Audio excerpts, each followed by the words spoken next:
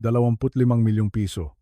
Yan ang halaga ng lahat ng ari-arian ko, ang bahay sa Quezon City, ang lupa sa probinsya, at ang mga ipon ko sa bangko matapos ang 4 na dekadang pagtatrabaho.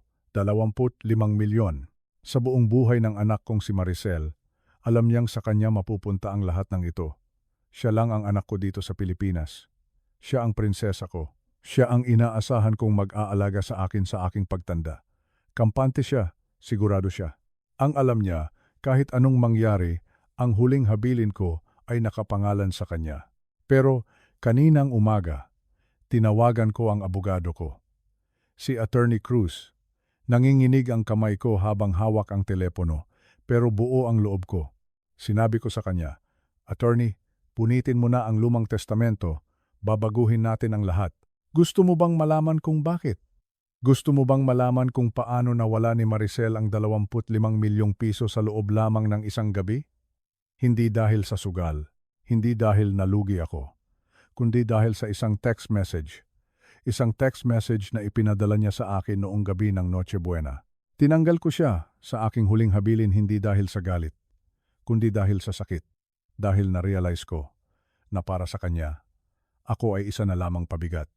Babalikan ko ang gabing iyon, 9:47 ng gabi, bisperas ng Pasko. Ang buong paligid ay masaya. Rinig ko ang tawanan ng mga kapitbahay. Rinig ko ang mga videoke sa kabilang kalsada. Amoy ko ang hamonado at keso de bola mula sa mga kusina ng iba. Pero sa loob ng bahay ko, tahimik. Napakatahimik. Nakaupo lang ako sa sofa. Nakatingin sa litrato ng asawa kong si Carmen. Carmen, bulong ko. Pasko na naman. Pangatlong Pasko na wala ka. Hinihintay ko ang tawag ni Maricel. Sabi niya kasi noong nakaraang linggo, susunduin nila ako. Sabay-sabay kaming magno-Noche Buena sa bahay ng asawa niyang si June sa Laguna. Nakabihis na ako. Suot ko ang paborito kong barong na itinarago ko pa para sa mga espesyal na okasyon. Nakabalot na ang mga regalo ko para sa mga apo. Biglang tumunog ang cellphone ko. Isang text message, hindi tawag, text lang. Binuksan ko ito, umaasang sasabihin niyang, Tay, papunta na kami. Pero hindi iyon ang nakasulat. Ang sabi ng mensahe, Tay, tungkol sa Pasko. Hindi maganda ang pakiramdam ng nanay ni June. Doon kami magpapasko sa bahay nila. Kami-kaming pamilya lang muna. Naiintindihan mo naman, di ba? Binasa ko ito ng paulit-ulit. Kami-kaming pamilya lang muna. Just immediate family. Napahawak ako sa dibdib ko. Hindi ba ako pamilya? Ako ang tatay niya. Ako ang nagpalaki sa kanya. Pero ngayon, sa mata ng anak ko, ang pamilya lang niya ay ang asawa niya at ang mga anak niya. Ako? Ako ay tagalabas na lang. Pero hindi pa doon natatapos ang sakit. Dahil may kasunod pa siyang mensahe. Isang mensahe na dumurog sa natitira kong dignidad bilang ama. Sabi niya, Tay, pumunta ka na lang sa December 26, pagkatapos ng Pasko. Magtitira kami ng pagkain para sa iyo. Maraming leftovers, sayang naman kung itatapon. Leftovers, tira-tira. Sa araw ng Pasko, iniwan niya akong mag-isa. At ang alok niya sa akin ay ang mga pagkaing pinagsawaan na ng iba. Ang mga pagkaing hindi na nila gusto. Tumingin ako sa salamin. Nakita ko ang isang matandang lalaki na 64 anyos. Maputi na ang buhok. Kulubot na ang balat. Pero may puso pa rin ako. May damdamin pa rin ako. Ganito na lang ba ang kahihinatnan ng isang ama? Pagkatapos mong ibigay ang lahat ng pag-aaral, ang kinabukasan, ang lahat ng sakripisyo ang sukli ba ay tira-tira? Nasaan ang respeto? Nasaan ang pagmamahal? Nasaan ang utang na loob? Ang masakit, hindi lang ito tungkol sa pagkain. Kaya kong bumili ng sarili kong lechon. Kaya kong bumili ng sarili kong hamon. Ang masakit ay ang pinaramdam niya sa akin. Pinaramdam niya na ako ay isang obligasyon, isang abala, isang matandang kailangang pakainin ng tira-tira para hindi magtampo. Naluha ako. Hindi dahil sa gutom, kundi dahil sa awa sa sarili ko. Pinunasan ko ang luha ko. Tumingin ulit ako sa litrato ni Carmen. Naalala ko ang sinabi niya bago siya mawala. Roberto, ipangako mo sa akin. Huwag kang malulungkot. Hanapin mo ang ligaya mo. Noong gabing iyon, habang ang anak ko ay nagsasaya kasama ang pamilya ng asawa niya, habang iniisip niyang naghihintay ako sa bahay na parang kawawang aso, Nagdesisyon ako. Hindi. Hindi ako tatanggap ng tira-tira. Hindi ako magmamakaawa para sa atensyon. Nagreply ako sa kanya. 3 salita lang. Oo naman. Mag-iingat kayo. Akala niya, sumunod ako. Akala niya, naintindihan ko. Pero hindi niya alam, iyon na ang huling beses na hahayaan kong tapakan niya ang pagkatao ko. Dahil sa gabing iyon din, lumabas ako ng bahay, sumakay ako ng taxi, at pumunta ako sa isang lugar kung saan ako ay tinatanggap, kung saan ako ay pinapahalagahan, kung saan ako ay hindi tira-tira kundi bida. At tungkol sa mana, sa bahay at lupa, sa 25 milyong piso, Maricel, anak, humanda ka. Dahil ang sorpresa ko sa iyo ay mas matindi pa sa ginawa mo sa akin. Matututunan mo na ang pagiging anak ay hindi lisensya para balewalain ang magulang. Matututunan mo ang leksyon ng buhay sa paraang hinding-hindi mo makakalimutan. Ito ang kwento kung paano ko binawi ang respeto sa sarili ko. Ito ang kwento kung paano ko ipinagdiwang ang Pasko kasama ang ibang tao habang ang anak ko ay busy sa sarili niyang mundo. Bago natin ituloy ang kwentong ito, gusto kong magtanong sa inyo. Naranasan niyo na bang maramdaman na kayo ay isinasantabi ng sarili niyong mga anak? Naranasan niyo na bang maging last option o huling pagpipilian? Kung oo, hindi kayo nag-iisa. Nandito ako. Karamay niyo ako. Pakiusap, mag-subscribe kayo sa channel na ito para sa iba pang mga kwento ng buhay, pamilya at pagbangon. At bago tayo magsimula, i-comment nyo naman sa ibaba kung saan kayo nakikinig ngayon. Luzon, Visayas, Mindanao, o nasa ibang bansa man kayo. Gusto kong malaman kung saan umaabot ang ating kwentuhan. Handa na ba kayo? Simulan na natin ang kwento ng Just Immediate Family. Bago natin harapin ang sakit ng kasalukuyan, kailangan muna nating balikan ang nakaraan. 2 buwan bago ang Pasko. Sa panahong ito, ang buhay ko ay umiikot na lang sa 4 na sulok ng aking bahay at sa paminsan-minsang pagbisita sa sementeryo kung saan nakahimlay ang asawa kong si Carmen. Pero noong araw na iyon, nagdesisyon akong lumabas. Nagdesisyon akong subukan ng isang bagay na bago. Sumali ako sa isang photography workshop sa Rizal Park, sa Luneta, kung saan maraming nag-iihersisyo tuwing umaga, mga nagzuzumba at mga pamilyang namamasyal. Dala-dala ko ang luma kong kamera, isang bagay na matagal nang nakatago sa aparador at puno na ng alikabok. Maaga akong dumating. 6:00 pa lang ng umaga ay nandoon na ako. Ang simoy ng hangin ay medyo malamig pa, humahalo sa amoy ng damo at kape mula sa mga nagtitinda sa bangketa. Habang inaayos ko ang lente ng aking kamera, may naramdaman akong presensya sa tabi ko. Isang babae. Mga nasa edad ko rin. Simple lang ang ayos niya. Nakasuot siya ng komportableng sapatos at may nakasabit na scarf sa kanyang leeg. Ang kamera niya ay mukhang mas bago at mas moderno kaysa sa akin. Ngumiti siya. Yung ngiting aabot hanggang sa mga mata. Magandang umaga, bati niya sa akin. Kasali ka rin ba sa workshop? Tumango ako at sinabing, oo, pero baguhan lang ako. Sinusubukan ko lang libangin ang sarili ko. Nagpakilala siya bilang Teresita, isa pala siyang retiradong guro sa pampublikong paaralan. Guro siya ng kasaysayan at panitikan sa loob ng 3 dekada. Kaya pala ang ganda niyang magsalita, malumanay at may lalim. Nagsimula ang workshop. Ang guro namin, isang batang litratista, ay nagsasalita tungkol sa lighting at composition, tungkol sa liwanag at komposisyon. Medyo nahihirapan akong intindihin ang mga teknikal na termino, aperture, ISO, shutter speed, parang ibang langwahe. Nakita kong kumunot ang noo ko habang sinusubukan kong hulihin ang tamang timpla ng liwanag sa estatwa ni Jose Rizal. Napansin ito ni Teresita. Lumapit siya ng kaunti, hindi para mangialam kundi para tumulong. Huwag mong masyadong isipin ang numero, bulong niya sa akin. Ang sabi sa akin ng apo ko, ang photography daw ay hindi tungkol sa kamera. Tungkol ito sa kung paano mo nakikita ang mundo. Tinuro niya ang isang matandang mag-asawa na nakaupo sa bench sa di kalayuan. Magkahawak kamay sila habang pinapanood ang mga nagpapalipad ng saranggola. Tingnan mo sila, sabi ni Teresita. Huwag mong kunan ang buong parke. Kunan mo yung higpit ng hawak nila sa isa't isa. Doon mo makikita ang kwento. Sinubukan ko. Itinutok ko ang lente. Nag-focus ako sa mga kamay nila At nang pitikin ko ang shutter, click.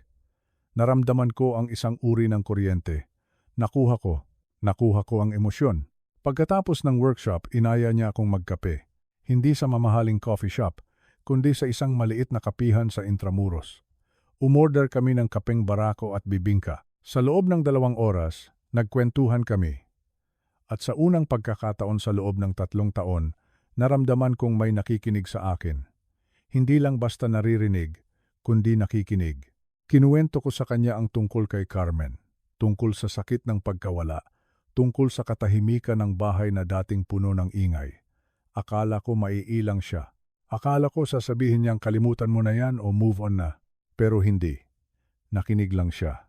Tumango. At nang magsalita siya, ang sabi niya ay, ang pagluluksa ay parang anino, Roberto. Nandyan yan palagi kapag may liwanag. Pero hindi ibig sabihin ay kailangan mong manatili sa dilim habang buhay. Nalaman ko rin ang kwento niya. Biyuda na rin siya at matagal nang hiwalay bago pa namatay ang asawa niya. Pinalaki niyang mag-isa ang 2 niyang anak, matatapang na mga anak. Ngayon, gusto na lang niyang i-enjoy ang bawat sandali. Alam mo, sabi niya, habang hinahalo ang kape niya, maikli lang ang buhay. Sa edad natin, bawat umaga na nagigising tayo ay isang regalo. Bonus na lang ito. Kaya, bakit natin sasayangin sa lungkot? Yung mga salitang iyon, tumatak sa isip ko. Bakit ko sasayangin sa lungkot? Nang maghiwalay kami noong hapong iyon, pakiramdam ko ay gumaan ang pakiramdam ko. Parang nabawasan ang bigat na dinadala ko sa dibdib ko. Hindi ko pa alam noon kung ano ito. Hindi ko pa alam kung pag-ibig ba ito o pagkakaibigan lang. Ang alam ko lang, gusto ko siyang makita ulit. Gusto kong marinig ulit ang tawa niya. Gusto kong maramdaman ulit na ako ay buhay. At alam kung nakikita ako ni Carmen mula sa langit, nakangiti siya. Dahil ang tanging hiling niya sa akin bago siya mamaalam ay huwag akong mabubuhay ng mag-isa at malungkot. Ang pagkikita namin ni Teresita sa Luneta ay hindi aksidente. Ito ay tadhana, isang regalo. Isang pangalawang pagkakataon na hindi ko inasahan pero kailangan ko. Bumalik tayo sa kasalukuyan, ilang araw na lang bago ang Pasko. Ang hangin ay lalong lumalamig at ang mga kalsada ay puno na ng mga Christmas lights. Pero sa loob ng bahay ko, may ibang klaseng lamig, ang lamig ng pagtanggap sa katotohanan. Ang katotohanan na para sa anak ko, ako ay isa na lang obligasyon. Disyembre, 15, nasa kusina ako, nagbabasa ng dyaryo habang umiinom ng kape, tumunog ang telepono. Si Maricel, ang anak ko.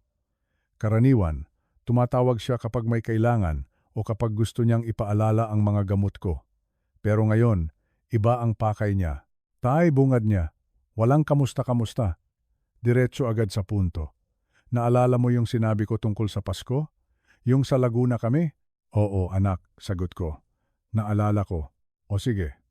Gusto ko lang kumpirmahin. Pumunta ka sa bahay sa December 26, ha? Mga 3:00 ng hapon. Huwag kang mag-alala, magtatabi kami ng pagkain.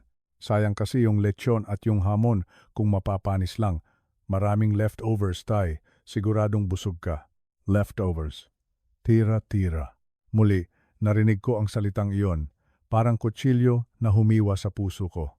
Sa isip ni Maricel, ang ama niya ay parang isang basurahan na pwedeng tapunan ng mga hindi naubos na pagkain. Na okay lang sa akin na kumain ng malamig na lechon habang sila ay nagtatawanan at nagbubukas ng regalo sa araw mismo ng Pasko. Tumingin ako sa bintana sa tapat ng lababo. Nakita ko ang sarili ko. Matanda na, oo. Pero hindi ako pulubi. Hindi ako patay gutom. May pensyon ako. May ipon ako. Hindi ko kailangan ng tira-tira nila. Ang kailangan ko ay ang presensya nila. Ang kailangan ko ay maramdaman na mahalaga ako. Huminga ako ng malalim. Ang kamay ko ay mahigpit na nakahawak sa telepono. Maricel, sabi ko. Ang boses ko ay mahinahon pero matatag. Tungkol diyan sa December 26. Oh, bakit tay? Wala ka namang gagawin, di ba? Wala ka namang ibang pupuntahan. Ang sakit ng salitang iyon. Wala ka namang ibang pupuntahan. Masyado siyang sigurado. Masyado siyang kampante na nakadepende lang ang mundo ko sa kanya. Sa totoo lang anak, sagot ko. Hindi ako makakapunta. Katahimikan sa kabilang linya. 5 segundo. 10 segundo. Ha? Anong ibig mong sabihing hindi ka makakapunta? Tumaas ang boses ni Maricel. Bakit? May sakit ka ba? Masama ba ang pakiramdam mo? Wala akong sakit, Maricel. Malakas ako. Hindi ako makakapunta dahil may lakad ako. May lakad? Sa December 26? Tay, Pasko pa rin yun. Saan ka naman pupunta? May mga kaibigan akong kasama. Magdidiwang kami ng Pasko. Kaibigan? Ang tono niya ay puno ng hinala. Sinong mga kaibigan? Yung mga kalaro mo ng chess sa plaza? Tay naman Pasko ito. Pamilya dapat ang kasama. Gusto kong tumawa ng mapait. Pamilya dapat ang kasama. Siya pa ang may ganang magsabi niyan. Siya na nagsabing immediate family only at iniwan ako sa ere. Siya na nag-alok sa akin ng tira-tira. Tama ka anak, sabi ko. Pamilya dapat ang kasama. Kaya nga doon ako pupunta sa mga taong gustong-gusto akong makasama. Sa mga taong hindi ako ituturing na abala. Ano bang sinasabi mo, Tay? Nagtatampo ka ba? Kasi kung nagtatampo ka, dahil hindi ka namin maisasama sa Laguna, intindihin mo naman kami. Maliit lang ang bahay ng balae mo. At saka, matanda ka na. Baka mapagod ka lang sa biyahe. Mga dahilan. Puro dahilan. Hindi ako nagtatampo, Maricel. Sinasabi ko lang na may plano na ako. Ayoko lang na mag-alala ka o magtira pa kayo ng pagkain para sa akin. Ibigay nyo na lang sa iba ang lechon. Kumain na kayo ng masaya. Tay, hindi ko gusto yung tono mo. Parang sinasabi mong masama akong anak. Wala akong sinasabing ganyan. Sige na, Maricel. May gagawin pa ako. Merry Christmas sa inyo ni June at ng mga bata. Binaba ko ang telepono bago pa siya makasagot. Naramdaman ko ang pagbilis ng tibok ng puso ko. Hindi dahil sa galit, kundi dahil sa kaba. Ito ang unang pagkakataon na humindi ako sa kanya. Ito ang unang pagkakataon na pinili ko ang sarili ko kaysa sa kagustuhan niya. Napaupo ako sa silya. Tumingin ako sa paligid ng bahay. Tahimik pa rin. Pero sa loob ko, may nagbago. Hindi na ako ang amang naghihintay lang sa tabi. Hindi na ako ang amang tatanggap ng kahit anong ibato sa kanya. Kinuha ko ang cellphone ko at nag-text kay Teresita. Tuloy tayo sa Pasko, sasama ako. Agad na nag-reply si Teresita. Isang simpleng smiley face at mensaheng, mabuti naman. Magluluto ako ng paborito mong kaldereta. Napangiti ako. Sa kaunting palitan ng mensahe na iyon, naramdaman ko ang higit na pagmamahal kaysa sa buong pag-uusap namin ng anak ko. Tama ang desisyon ko. Araw ng Pasko, Disyembre 25, alas 10 ng umaga, nang huminto ang isang sasakyan sa tapat ng bahay ko, lumabas si Teresita. At napanganga ako. Nakasuot siya ng matingkad na pulang sweater at may suot na santahat na may kumukutitap na ilaw. Ang saya ng aura niya, parang hindi siya 60 anyos, parang dalaga na handang-handang mag-party. Binuksan ko ang pinto. Inabutan niya agad ako ng isa pang santahat. O, suotin mo to, utos niya habang tumatawa. Bawal ang KJ Killjoy ngayon. Hindi ako nagsusuot ng ganyan, Teresita. Reklamo ko kunwari. Mukha akong tanga. Mas mukha kang tanga kung ikaw lang ang walang suot. Sige na, Roberto, para sa akin. Wala akong nagawa. Sinuot ko ang sombrero. At sa totoo lang, gumaan ang pakiramdam ko. Pumunta kami sa bahay niya sa Quezon City. Pagpasok pa lang namin sa gate, sinalubong na kami ng ingay. Ang ingay na matagal ko nang nami-miss. Ang ingay ng pamilya. May mga batang nagtatakbuhan sa bakuran. May videoke na kumakanta ng Pasko na naman ng medyo wala sa tono pero puno ng sigla. May amoy ng uling mula sa ihawan. Pagpasok sa loob, namangha ako sa dami ng pagkain. Hindi lang basta pagkain. Handaan talaga. May isang buong lechon sa gitna ng mesa. Ang balat ay kumikinang sa lutong. May malaking kaldero ng kare-kare, mga bilao ng pansit malabon, lumpia, morcon, at iba't ibang kakanin. Nay! Nandito na pala kayo! Sigaw ng isang lalaki. Si Michael, ang panganay na anak ni Teresita. Lumapit siya sa akin at nagmano. Tito Roberto, Merry Christmas po. Tuloy po kayo. Feel at home lang kayo dito. Sumunod ang iba pang mga anak at apo. Lahat sila, nagmamano. Lahat sila, nakangiti. Walang nagtanong kung bakit ako nandoon. Walang tumingin sa akin na parang ako ay estranghero o intruder. Para sa kanila, bisita ako ni Teresita, kaya pamilya na rin ako. Sa gitna ng tanghalian, tinanong ako ng apo ni Teresita, na si Joshua tungkol sa kamera ko. Lolo, sabi ni Lola photographer daw po kayo? Pwede po paturo? Lolo, tinawag niya akong lolo. Tinabihan ko ang bata. Ipinakita ko sa kanya kung paano gamitin ang lens, kung paano mag-focus. Nakita kong interesado siya.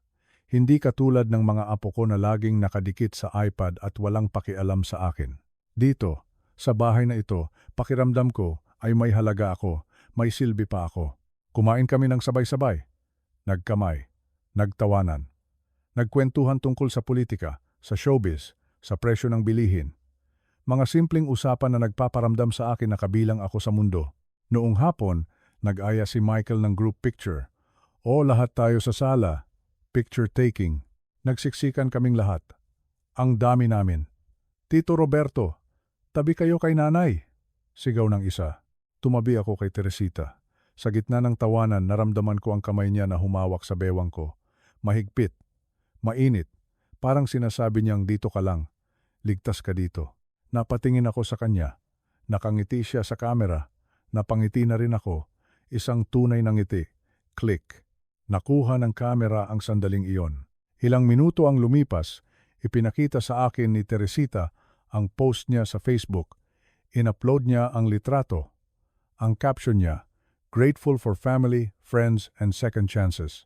Merry Christmas from our home to yours."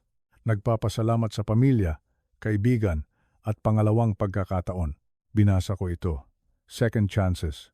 Pangalawang pagkakataon. Para sa akin ba ito? O para sa kanya? Siguro para sa aming dalawa.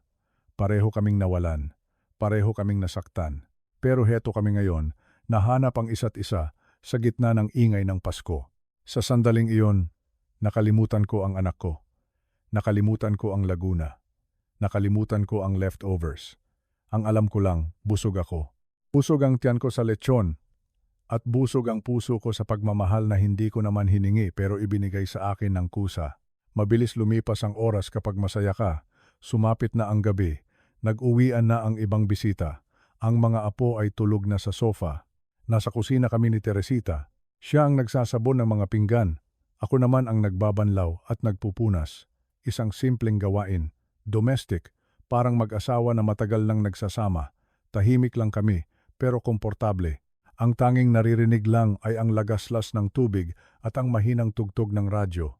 Biglang, bazde, bazde, bazde. Nag-vibrate ang cellphone ko na nakapatong sa mesa. Hindi ko pinansin noong una. Buzzy, buzzy, buzzy. Sunod-sunod, walang tigil. Parang may emergency. Napatingin si Teresita sa akin. Roberto, baka importante yan, sagutin mo na. Pinunasan ko ang kamay ko sa basahan. Kinuha ko ang telepono. Pagtingin ko sa screen, puro pangalan ni Maricel.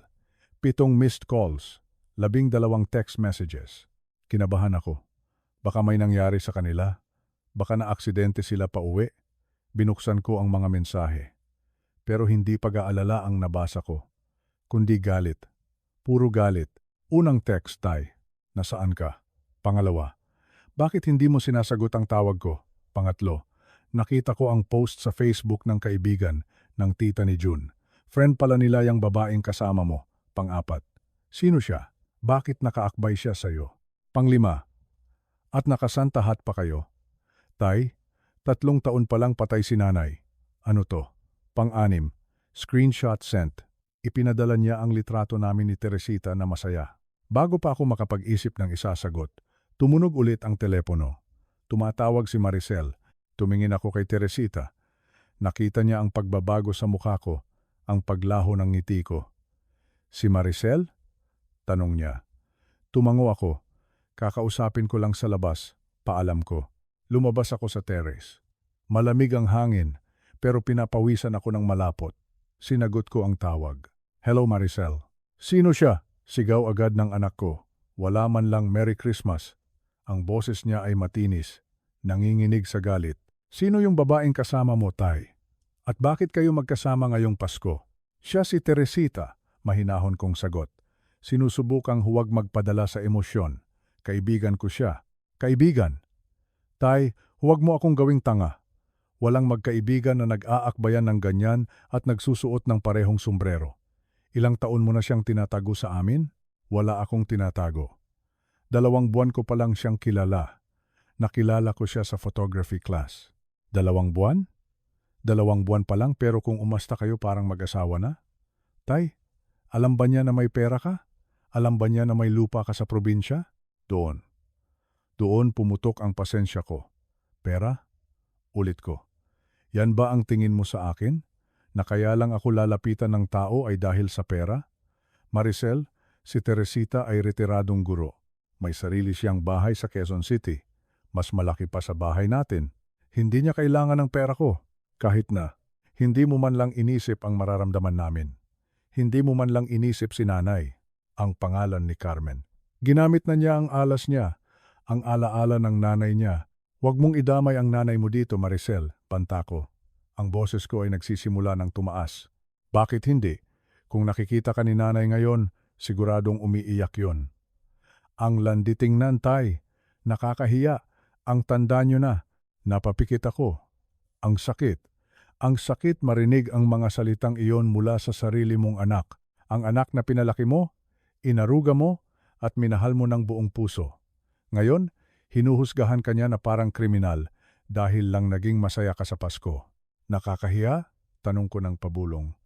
Ang alin ang nakakahiya, Maricel? Ang maging masaya ako o ang malaman ng mga tao na ang tatay mong biyudo ay hindi nagmumukmok sa bahay habang kumakain ng tira-tira na ibinigay nyo? Natahimik siya sandali sa kabilang linya. Tay, hindi naman sa ganon. Medyo humina ang boses niya, pero nandoon pa rin ang tigas.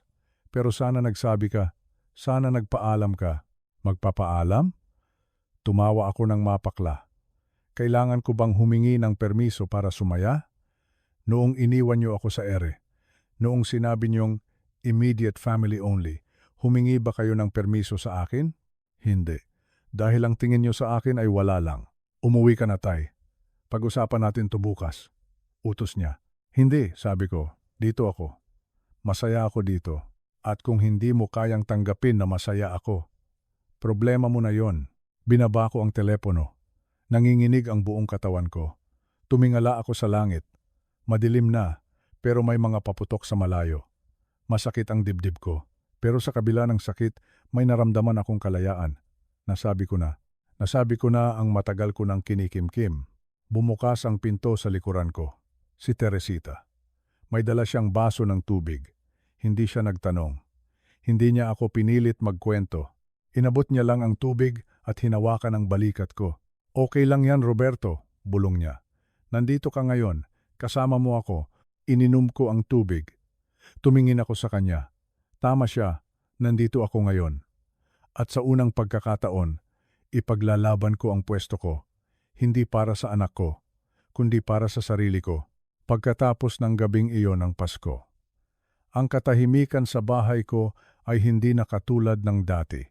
Ang bawat sulok ng sala ay tila bumubulong. Ang bawat litrato sa dingding ay tila nakatingin sa akin, lalo na ang litrato ni Carmen, ang aking asawa, ang aking katuwang sa buhay sa loob ng 40 taon. Tumawag ulit si Maricel kinabukasan. Hindi pa rin siya tapos. Sa pagkakataong ito, hindi na lang galit ang boses niya. Puno na ito ng panunumbat, puno ng emosyonal na manipulasyon. Tay, bungad niya. Malungkot ang tono niya ngayon. Buong gabi akong hindi nakatulog. Iniisip ko si nanay. Iniisip ko kung gaano siya nagsakripisyo para sa atin. Tapos ngayon, wala pang ang 4 na taon. May iba ka na agad? Maricel, mahinahon kong sagot. Hindi ito tungkol sa pagpapalit sa nanay mo. Walang makakapal sa kanya. Pero yun ang dating, tay. Nakita mo ba yung ngiti mo sa picture? Parang nakalimutan mo na lahat ng pinagsamahan niyo ni nanay. Parang itinapon mo na ang lahat ng alaala niya para lang sa isang babaeng kamakailan mo lang nakilala. Nakakahiya kay nanay. Kung nasaan man siya ngayon, sigurado akong nadudurog ang puso niya. Ang puso niya. Nadudurog. Napahawak ako sa dibdib ko. Ramdam ko ang pamilyar na kirot. Ang multo ng nakaraan ay pilit na hinihila ako pabalik sa dilim. Pilit na ipinaparamdam sa akin na wala akong karapatang sumaya, na ang pagiging biyudo ko ay dapat maging isang habambuhay na bilangguan ng kalungkutan. Makinig ka sa akin, Maricel, sabi ko. Ang boses ko ay nagsisimula ng lumalim. mahal ko ang nanay mo. Higit pa sa alam mo, araw-araw ko siyang namimiss. Pero bago siya mamaalam, noong nasa ospital pa tayo at hawak ko ang kamay niya, may sinabi siya sa akin at hinding-hindi ko makakalimutan yon. Huminto ako sandali, huminga ng malalim. Sabi niya, Roberto, huwag mong hayaang kainin ka ng lungkot kapag wala na ako. Huwag kang magkukulong sa bahay. Humanap ka ng dahilan para tumawa ulit. Dahil kapag nakikita kitang masaya, masaya rin ako. Iyon ang pangako ko sa kanya, anak. Pangako ko sa kanya na mabubuhay ako. Hindi lang basta hihinga, kundi mabubuhay. Pero hindi ganito, Tay. Hindi yung makikipag-date ka at ipapakita sa buong mundo. Bakit hindi? Dahil ba nakakahiya sa mga kamag-anak natin? O dahil ba natatakot kang isipin ng mga tao na hindi na kita kailangan? Maricel, ang nanay mo ay bahagi na ng pagkatao ko. Pero hindi siya multo na dapat kong ikatakot. Siya ang liwanag na nagtutulak sa akin na maging masaya. Naramdaman ko ang katahimikan sa kabilang linya. Alam kong wala siyang maisagot. Ilang taon niyo akong iniwang mag-isa sa bahay na ito. Pagpapatuloy ko. Tuwing Pasko, tuwing kaarawan ko. Laging busy ang dahilan niyo. Tinanggap ko yun, pero ngayong nahanap ko ang isang taong nakikinig sa akin. Ang isang taong gustong makasama ako hindi dahil sa obligasyon kundi dahil sa pagmamahal. Sasabihin mo sa akin na mali ito? Na nakakahiya ito? Tay, hindi naman sa ganon. Nag-aalala lang ako na baka nakakalimutan mo na kami. Hindi ko kayo nakakalimutan, Maricel. Pero tila kayo ang nakakalimot na ako ay tao rin, na may damdamin din ako, na kailangan ko rin ng kasama. Kung sa tingin mo ang pagpili ko sa sariling kaligayahan ay pagtataksil sa nanay mo, kung ganoon ang tingin mo, hindi mo talaga ako kilala. At lalong hindi mo kilala ang nanay mo. Hindi na tayo makapag-usap ng maayos, Tay. Masyado kang matigas. Baka dahil ngayon lang ako natutong tumayo para sa sarili ko. Sagot ko, sige na, may gagawin pa ako. Huwag mo nang gamitin ang nanay mo para iparamdam sa akin na masama akong tao. Dahil alam nating dalawa.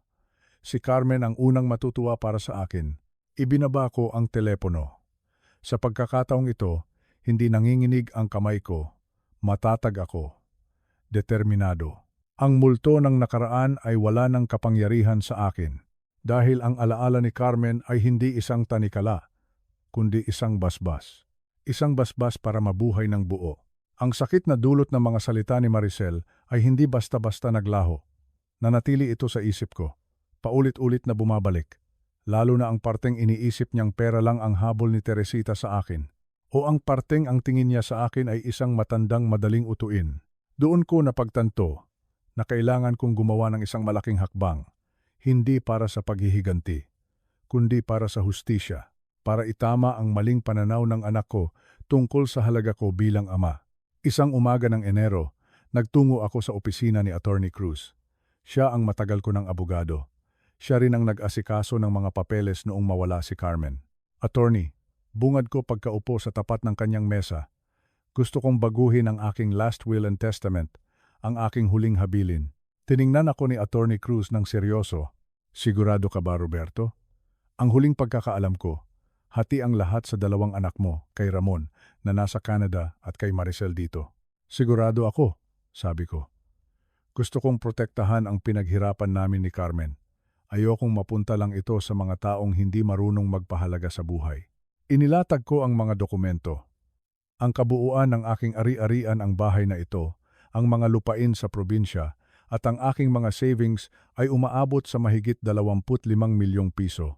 Isang halagang sapat para mabuhay nang marangya ang kahit sino.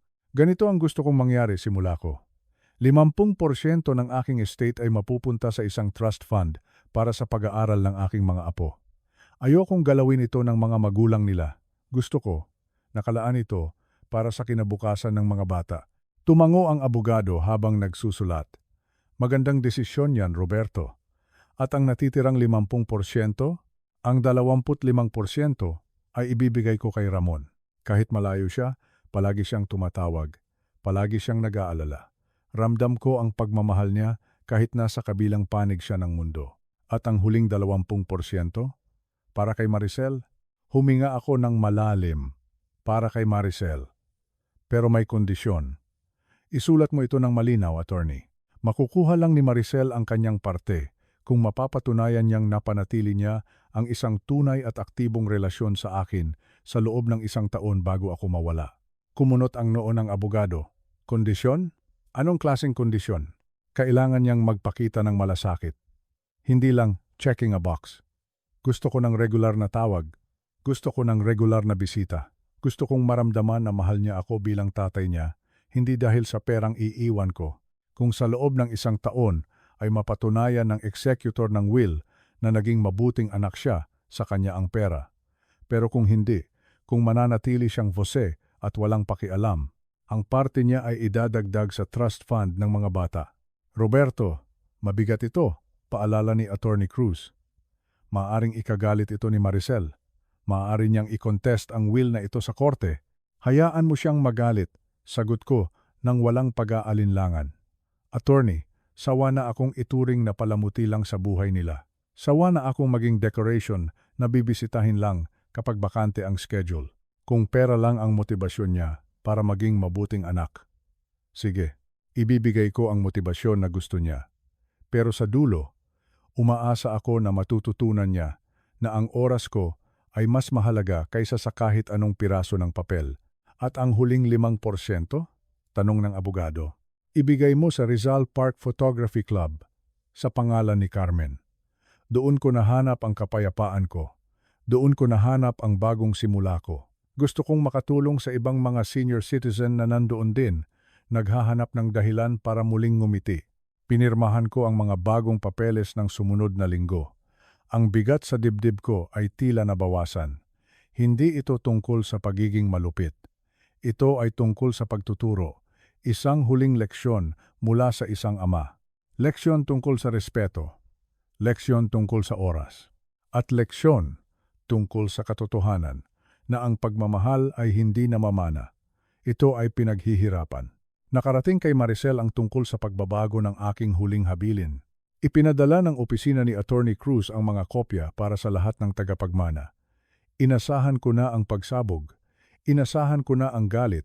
Isang Martes ng gabi, biglang may kumatok sa pinto ko. Malakas, mabilis. Alam ko na kung sino yon. Binuksan ko ang pinto. Si Maricel. Namumugto ang mga mata niya. Hawak-hawak niya ang sobre na naglalaman ng bagong testamento. Pero sa pagkakataong ito, walang sigaw, walang galit na tono. Tay, bulong niya. Pumasok siya sa loob at naupo sa bagong couch na binili ko. Anong ibig sabihin nito? Bakit mo ginawa ito? Nandiyan ang paliwanag, Maricel. Sagot ko habang dahan-dahang nauupo sa tapat niya. Gusto ko lang siguraduhin na ang lahat ay nasa tamang lugar. Ang kondisyon, Tay. Yung kailangan kong patunayan na mabuti akong anak. Bakit? Ganoon na ba ang tingin mo sa akin? Na kailangan mo akong bayaran para mahalin ka? Hindi ba yun ang ginagawa niyo sa akin, anak? Na tinatratong obligasyon ang pagbisita sa akin? Na kailangan niyo munang matapos ang lahat ng importanteng bagay sa buhay niyo bago niyo maalala na may tatay kayo? Tumingin siya sa akin. Sa unang pagkakataon, nakita ko ang totoong Maricel. Hindi ang anak na palaging nagmamadali. Hindi ang anak na palaging nagrereklamo. Nakita ko ang isang babaeng tila ngayon lang nagising sa isang mahabang panaginip. Buong linggo ko itong inisip, panimula niya. Ang boses niya ay nanginginig. Nagalit ako noong una.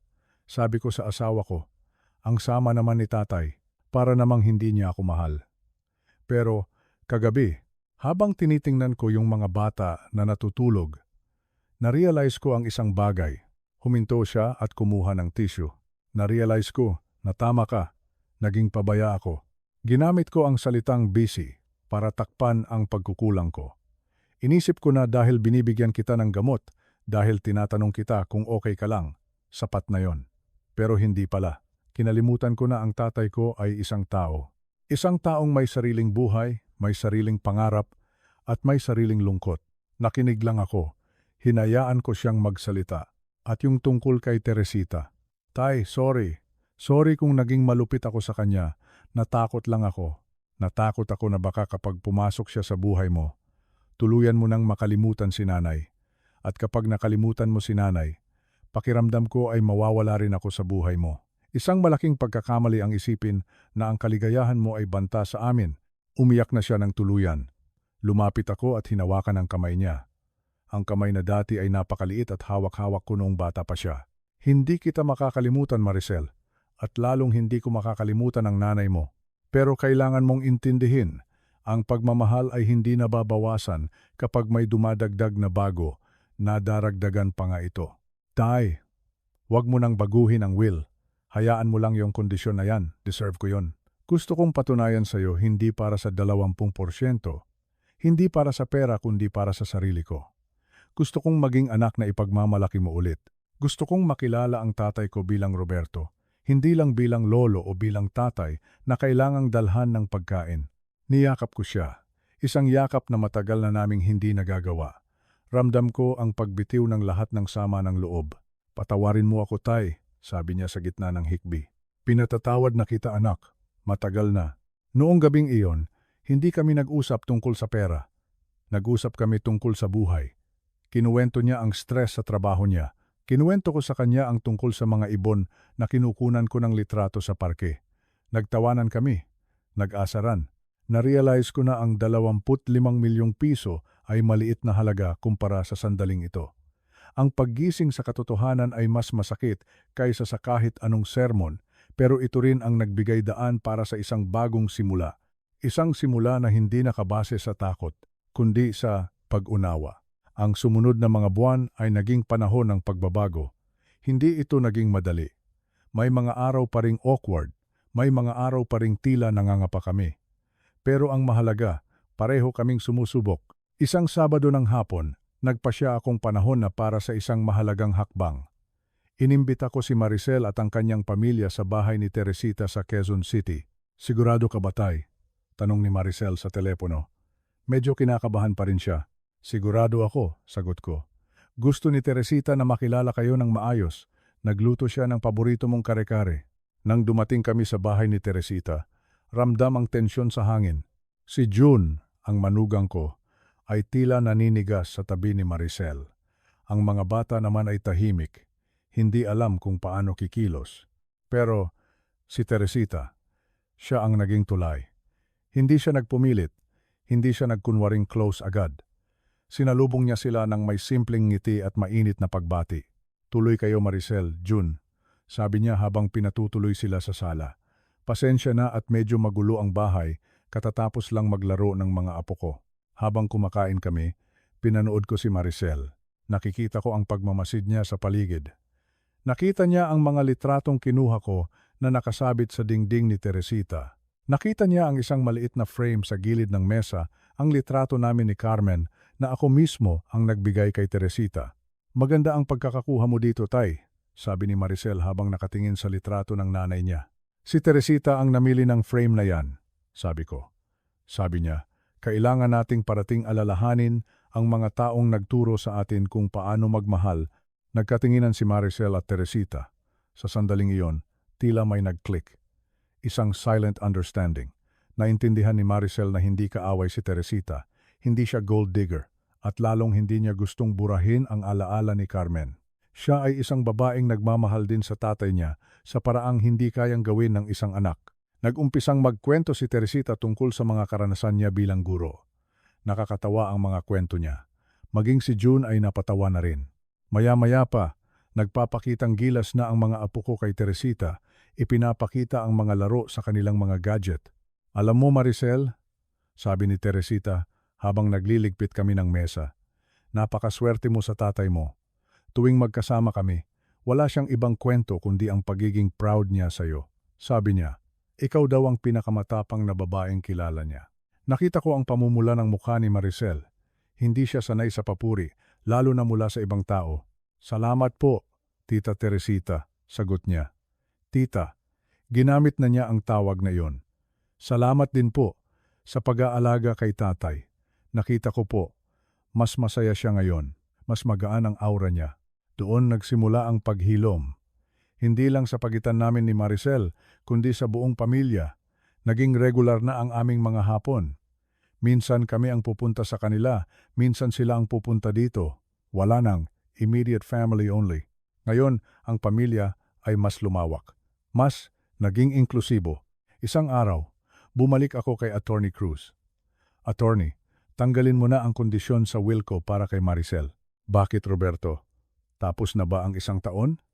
Tanong niya habang nakangiti. Hindi pa, sagot ko, pero hindi ko na kailangan ng papel para patunayan ang nakikita ko na. Napatunayan na niya ang sarili niya. At higit sa lahat, napatunayan ko na sa sarili ko na hindi ko na kailangang matakot. Dahil ang pamilya, kahit magkaroon ng lamat, ay pwedeng ayusin, kailangan lang ng konting liwanag, konting pasensya, at isang malaking puso. Lumabas ako ng opisina ng abogado na may ngiti sa mga labi. Ang Pasko ay tapos na, pero ang pakiramdam ng pagdiriwang ay nandito pa rin sa puso ko. Isang pagdiriwang ng pagtanggap, isang pagdiriwang ng paghilom, at isang pagdiriwang ng buhay na puno ng pag-asa. Lumipas ang mga buwan, mabilis.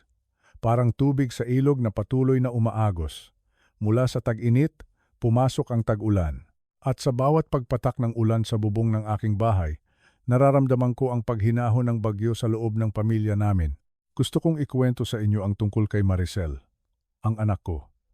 Ang anak na dati ay nag-alok sa akin ng tira-tira. Ang anak na dati ay tinawag akong obligasyon. Nakita ko ang pagbabago sa kanya. Hindi ito biglaan. Hindi ito parang sa pelikula na isang iglap lang ay bida na agad ang kontrabida. Hindi. Ang pagbabago niya ay dahan-dahan, unti-unti, parang paghilom ng sugat. Napansin ko ito sa mga maliliit na bagay. Dati, tumatawag lang siya kapag may kailangan. Tay, pakicheck yung bill ng kuryente. Tay, nakalimutan ko yung susi. Pero ngayon, tumatawag siya kahit walang dahilan. Isang hapon, tumawag siya habang nasa grocery. Tay, nakakita ako ng sariwang isda. Yung paborito mong tanigi. Gusto mo ba ipagluto kita ng sinigang sa miso ngayong weekend? Sinigang sa miso. Paborito ko yon. At hindi ito tira-tira. Ito ay bagong luto. Ito ay pinagplanuhan. Ito ay pinaglaanan ng oras. Noong dumating siya noong Sabadong iyon, dala ang mainit na sabaw. Tinitigan ko siya. Tinitigan ko ang mga mata niya. Hinahanap ko ang pagpapanggap. Hinahanap ko kung ginagawa niya lang ba ito dahil sa takot. Dahil ba sa kondisyon sa huling habilin? Dahil ba sa 25 milyong piso? Pero wala akong nakitang takot. Ang nakita ko ay pagod. Ang pagod ng isang nanay na nagtatrabaho, nag-aalaga ng pamilya, at ngayon ay sinusubukang bumawi sa kanyang ama. Pero sa likod ng pagod na iyon, nandoon ang pagmamahal. Ang sinseridad, kumain kami ng sabay-sabay. Siya, ako, si Teresita, at ang mga apo. Nagkwentuhan kami tungkol sa mga lumang litrato, tungkol kay Carmen. Tumawa si Maricel ng malakas nang ikuwento ko kung paano kami nagkakilala ng nanay niya. Sa tawa niyang iyon, naramdaman ko, bumalik na ang anak ko. Ang totoo kong anak. Kaya naman, noong sumunod na linggo, bumalik ako kay Attorney Cruz, ang abogado ko. Umupo ako sa pamilyar na silya sa kanyang opisina. Tahimik ang silid, tanging tunog lang ng aircon ang maririnig. Attorney, sabi ko ng mahinahon. Roberto, bati niya, may problema ba? May gusto ka bang baguhin? Tumango ako. Oo. Gusto kong tanggalin na ang kondisyon sa mana ni Maricel. Tinanggal ni Attorney Cruz ang kanyang salamin. Tumingin siya sa akin ng may pagtataka. Sigurado ka ba? Wala pang 1 taon, Roberto. Ang kondisyon ay dapat tumagal ng 12 buwan. 6 na buwan pa lang ang nakakalipas. Alam ko, sagot ko. Pero hindi ko na kailangan ng papel para patunayan ang nakikita ng puso ko. Huminga ako ng malalim bago magpatuloy. Attorney, ayokong maging mabuting anak siya dahil takot siyang mawalan ng pera. Gusto kong maging mabuting anak siya dahil mahal niya ako. At sa nakikita ko ngayon, mahal niya ako. Kung pananatilihin ko ang kondisyon na yan, parang binibili ko ang pagmamahal niya at hindi nabibili ang pagmamahal ng anak. Hindi dapat. Napakabuti mong ama, Roberto. Sabi ng abogado habang inihahanda ang bagong dokumento, hindi, hiling ko. Isa lang akong ama na natutong magpatawad at isa akong ama na natutong maniwala ulit. Pinirmahan ko ang dokumento. Wala na ang kondisyon, wala na ang banta. Kung sakaling mamatay ako bukas, makukuha ni Maricel ang parte niya ng buong buo. Pero ang sikreto, hindi ko ito sinabi kay Maricel. Hindi niya alam na tinanggal ko na ang kondisyon. Hindi niya alam na ligtas na ang mana niya. At sa totoo lang, wala na siyang pakialam. Dahil noong huling nagkita kami, hindi niya tinanong ang tungkol sa testamento. Ang tinanong niya ay, Tay, kailan tayo magpapa-check up? Sasamahan kita. Doon ko napatunayan na nanalo na ako. Hindi dahil tinuruan ko siya ng leksyon, kundi dahil na-realize naming pareho kung ano ang totoong mahalaga. Dumating ang Agosto, isang espesyal na buwan, kaarawan ng apo ni Teresita. Pero higit pa doon, ikakasal ang panganay na apo ni Teresita sa Batangas.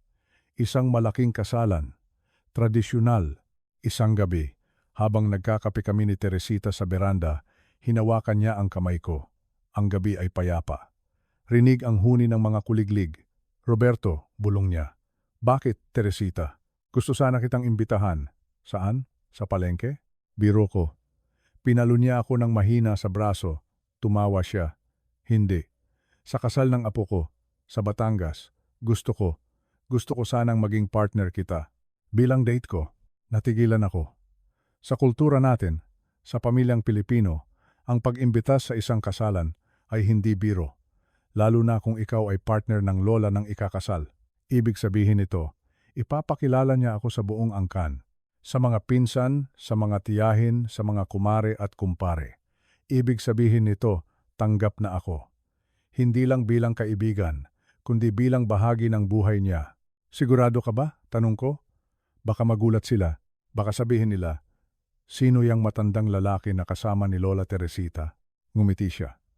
Yung ngiting tumutunaw sa lahat ng kaba ko. Hayaan mo silang magulat. Basta ako, masaya. At gusto kong nandoon ka.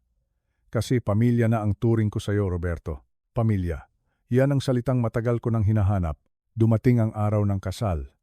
Nakasuot ako ng barong Tagalog. Yung barong na matagal nang nakatago sa kabinet ko. Amoy alkampor pa noong una pero pinalansya ng maayos ni Maricel. Oo, si Maricel ang nag-ayos ng damit ko. Tay, dapat gwapo ka, sabi niya habang inaayos ang butones ko. Huwag kang papatalo sa mga lolo doon sa Batangas. Pagdating namin sa simbahan sa Taal, Batangas, ang ganda ng paligid, lumang simbahan. Mataas ang kisame, puno ng bulaklak, ang hangin ay presko, dala ang amoy ng kapeng barako at kakanin mula sa reception. Bumaba si Teresita sa sasakyan, nakasuot siya ng kulay beige na gown. Napakaganda niya. Ang pilak sa buhok niya ay kumikinang sa ilalim ng araw. Lumapit siya sa akin at kumapit sa braso ko. Mahigpit, proud. Naglakad kami papasok sa simbahan. Nakita ko ang mga tingin ng mga tao. May mga nagbubulungan. Pero wala akong naramdamang hiya. Wala akong naramdamang takot. Ang naramdaman ko lang ay ang init ng kamay ni Teresita sa braso ko. Lola! Tito Roberto! Sigaw ng mga apo niya. Tumakbo sila palapit sa amin at nagmano. Mano po, Lolo Bert! Sabi ng isa. Lolo Bert. Tinawag nila akong Lolo Bert. Napaluha ako. Pasimple kong pinunasan gamit ang panyo ko. Sa edad na 64. Nagkaroon ako ng bagong mga apo. Nagkaroon ako ng bagong pamilya. Hindi dahil kadugo ko sila. Hindi dahil obligado silang galangin ako. Kundi dahil pinili nila ako. Pinili nila akong mahalin. Pinili nila akong papasukin sa buhay nila. Habang nakaupo kami sa simbahan, pinapanood ang seremonya, napaisip ako, tumingin ako sa altar. Tumingin ako sa krus at kinausap ko si Carmen sa isip ko. Carmen, sabi ko sa kanya, tingnan mo ako. Buhay na buhay ako. Tumupad ako sa usapan. Hindi ako nalungkot. Hindi ako nag-isa. At alam kong masaya ka para sa akin. Pagkatapos ng kasal, sa reception, tumugtog ang isang lumang kanta. Musika ng dekada 70. Mabagal. Romantiko. Pwede ba kitang isayaw? Tanong ko kay Teresita. Nagulat siya. Naku, Roberto, baka matapilok ako. Ang tanda na natin. Edi, dahan-dahan lang tayo, sagot ko. Tumayo kami. Pumunta kami sa gitna ng dance floor. Hinawakan ko ang bewang niya. Ipinatong niya ang ulo niya sa balikat ko. Dahan-dahan kaming gumalaw kasabay ng musika. Wala kaming sinabi. Hindi na kailangan ng salita. Ang tibok ng puso namin ang nag-uusap. Sa paligid namin, nakita ko ang mga tao na nakangiti. Nakita ko si Maricel at si June nakakarating lang para sumunod sa reception. Nakita ko ang anak ko na pinapanood ako. Umiiyak siya. Pero hindi ito iyak ng lungkot, iyak ito ng saya. Kumaway siya sa akin at nag-thumbs up. Sa sandaling iyon, Na-realize ko ang buong kahulugan ng nangyari sa akin nitong nakaraang taon. Nagsimula ako sa tira-tira. Nagsimula ako sa pagiging immediate family only kung saan ako ay hindi kasali. Nagsimula ako sa pagiging isang obligasyon. Pero tingnan mo naman ako ngayon. Nasa gitna ng dance floor. Yakapos ang babaeng nagpatibok muli ng puso ko. Pinalilibutan ng mga taong nagmamahal sa akin. Napatunayan ko na ang edad ay numero lang, na ang 64 anyos ay hindi katapusan ng kwento. Ito ay simula pa lang ng bagong kabanata. Napatunayan ko na hindi tayo dapat makontento sa pagiging pwede na. Hindi tayo dapat pumayag na tratuhin tayo ng hindi tama kahit pa ng sarili nating mga anak. Kailangan nating ipaglaban ang ating halaga. Kailangan nating ituro sa kanila kung paano tayo dapat mahalin. At higit sa lahat, napatunayan ko na ang pamilya ay hindi lang nasusukat sa dugo. Ang pamilya ay nasusukat sa kung sino ang handang dumamay sa iyo kapag malungkot ka. Kung sino ang handang ipagluto ka ng mainit na sabaw kapag pagod ka. Kung sino ang handang isayaw ka kahit masakit na ang tuhod niyo pareho. Ang pamilya ay pinipili. At ako? Pinili ko ang buhay. Pinili ko ang pag-ibig. Pinili kong maging masaya. Hinigpitan ko ang yakap kay Teresita. Salamat, bulong ko sa kanya. Para saan? Tanong niya. Dahil tinanggap mo ako. Kahit na matanda na ako. Kahit na marami akong bagahe. Tumawa siya ng mahina. Roberto, ang bagahe. Kapag dalawa kayong nagbubuhat. Gumagaan. Tama siya. Gumagaan ang lahat kapag may kasama ka. Kaya sa inyo. Sa inyong mga nakikinig sa akin ngayon. Kayo na mga kaedad ko. Kayo na baka nasa bahay ngayon, mag-isa, nakatingin sa bintana, naghihintay ng tawag ng anak. Kayo na baka iniisip nyo na huli na ang lahat para sa inyo. Pakinggan nyo ako. Huwag kayong matakot. Huwag kayong matakot magbukas ng pinto. Huwag kayong matakot sumali sa photography club o sa Zumba o sa kahit anong grupo. Huwag kayong matakot umibig muli dahil hanggat tumitibok ang puso natin, may karapatan tayong sumaya. May karapatan tayong piliin ang ating pamilya. Ako si Roberto, 64 anyos. Biyudo pero hindi nag-iisa. Dati ay tira-tira, pero ngayon ay bida. At ito ang kwento ng aking pangalawang pagkakataon. Maraming salamat sa pakikinig. Hanggang sa muli. Magandang gabi sa inyong lahat.